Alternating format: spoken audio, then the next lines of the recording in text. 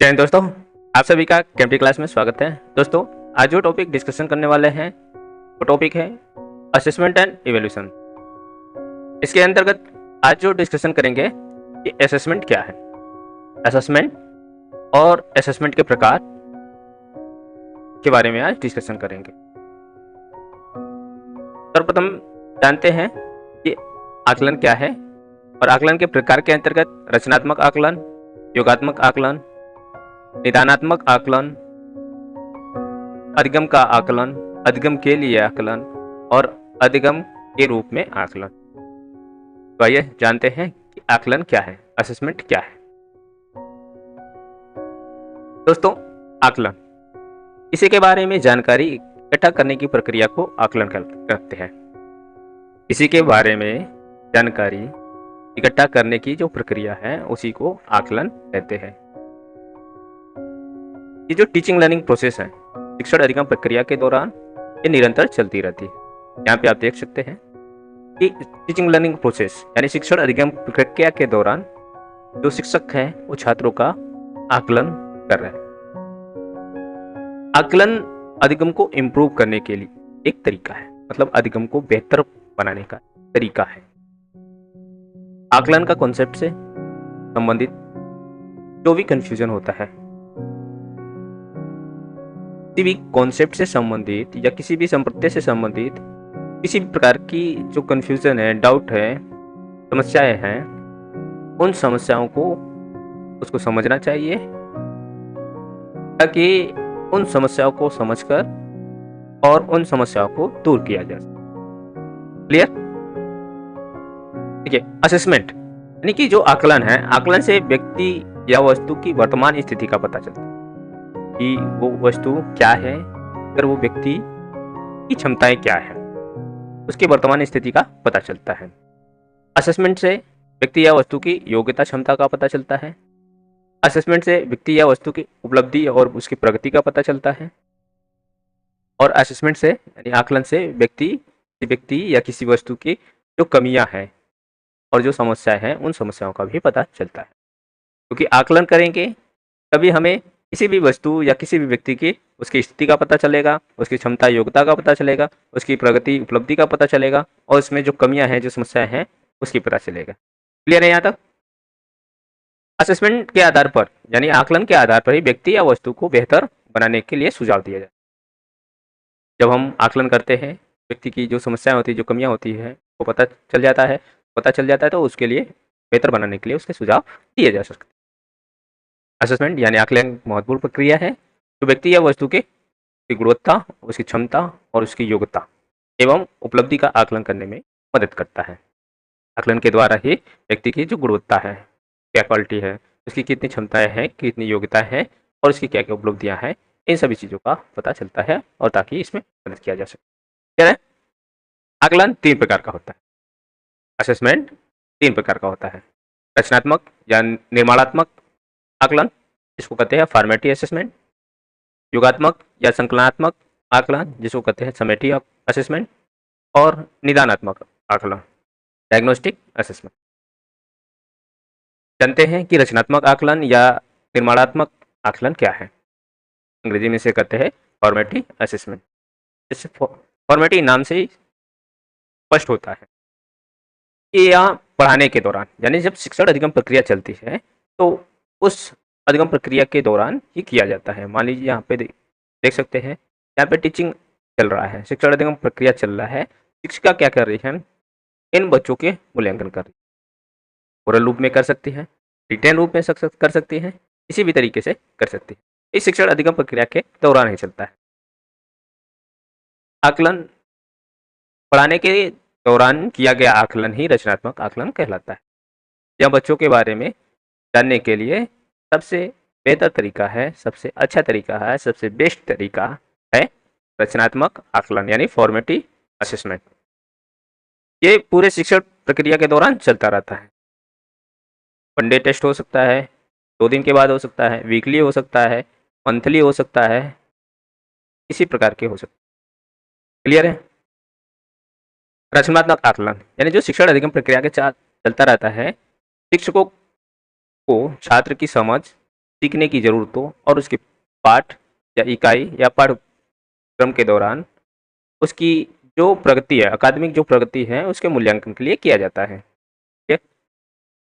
रचनात्मक आकलन में अध्यापक पाठ को पढ़ाते समय जांच करता है कि बच्चे में कितना ज्ञान ग्रहण किया है। शिक्षण अधिगम प्रक्रिया के दौरान ही चलता रहता है। यहाँ पे आप देख सकते हैं, रचनात्मक आकलन विद्यार्थियों को यह जानने का अवसर प्रदान करता है कि उसे कहाँ सुधार करने की आवश्यकता है, क्योंकि रचनात्मक आकलन से ही पता चलता है व्यक्ति की कमियां, यानी छात्रों की कमियां पता चलता है तो उस कमियों को सुधार सकता है तुरंत। इस आकलन में छात्र और शिक्षक दोनों के लिए गुणात्मक प्रक्रिया शामिल होती है, यानी छात्र और शिक्षक, छात्र को पता चलता है कि हमारी कमियां कहाँ हैं, हम उस कमियों को सुधार सकें, और शिक्षक को यह पता चलता है कि विद्यार्थियों में जो कमियां आ रही है उस कमियों को किस प्रकार से दूर किया जा सकता है। ये दोनों के लिए गुणात्मक प्रक्रिया। रचनात्मक आकलन पाठ के बीच बीच में किया जाता है, जैसे शिक्षक या शिक्षिका जो भी है पढ़ाते हैं तो पढ़ाने के दौरान विद्यार्थियों से बीच बीच में पूछते रहते हैं ताकि वो कितना समझे हैं। बोधात्मक प्रश्न के रूप में विद्यार्थियों से बीच बीच में पूछते रहते हैं ताकि विद्यार्थियों को कितना बोध हुआ, कितना जाना। क्लियर? का उद्देश्य जो होता है, शिक्षक अपनी शिक्षण प्रक्रिया में सुधार करके छात्रों को सीखने में सुधार करके तथा उसकी सीखने की जो क्षमता है उसमें वृद्धि कर सकते हैं। कहने का तात्पर्य है जो शिक्षक है अपनी शिक्षण प्रक्रिया में सुधार करके छात्रों के सीखने की में सुधार करके उसकी शिक्षण क्षमता को बढ़ा सकता है। दूसरी बात आता है योगात्मक आकलन या संकलनात्मक आकलन, जिसे कहते हैं समेटिव असेसमेंट।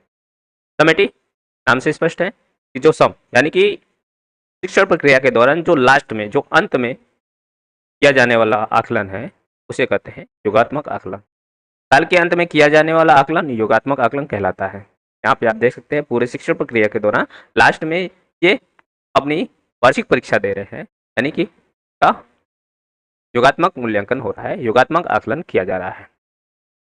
इस आकलन से या यह आकलन एक निश्चित अवधि के पश्चात विद्यार्थियों की ओवरऑल परफॉर्मेंस निर्धारण करने के लिए किया जाता है। विद्यार्थी पूरे सत्र में क्या परफॉर्मेंस अचीव किया है उसका आकलन किया जाता है। इस आकलन में छात्रों को ग्रेड या मार्क्स प्राप्त होते हैं जो उनके प्रदर्शन स्तर को इंगित करते हैं। एग्जाम के बाद इन्हें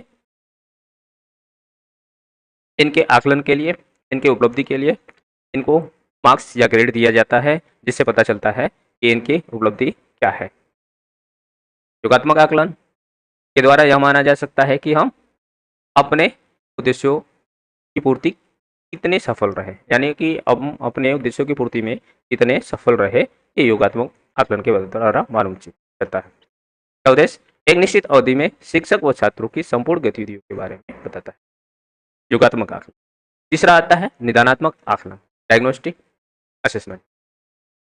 डायग्नोस्टिक असेसमेंट यानी निदानात्मक आकलन के द्वारा शिक्षक जो छात्रों के जो बच्चे हैं या जो छात्र हैं जो असफल हो रहे हैं उन बच्चों की असफलता का कारण ढूंढ, यानी कि उनकी समस्याओं का पता लगाता है। वो अगर पीछे रह रहे हैं, कठिनाइयाँ उनको हो रही है, तो वो कठिनाइयाँ क्या है, वो समस्याएं क्या है। इसके द्वारा छात्रों की कठिनाइयों का निदान किया जाता है। ज्ञानात्मक आकलन का प्रयोग छात्रों में किसी भी प्रकार की अधिगम कठिनाई का पता लगाने के लिए किया जाता है।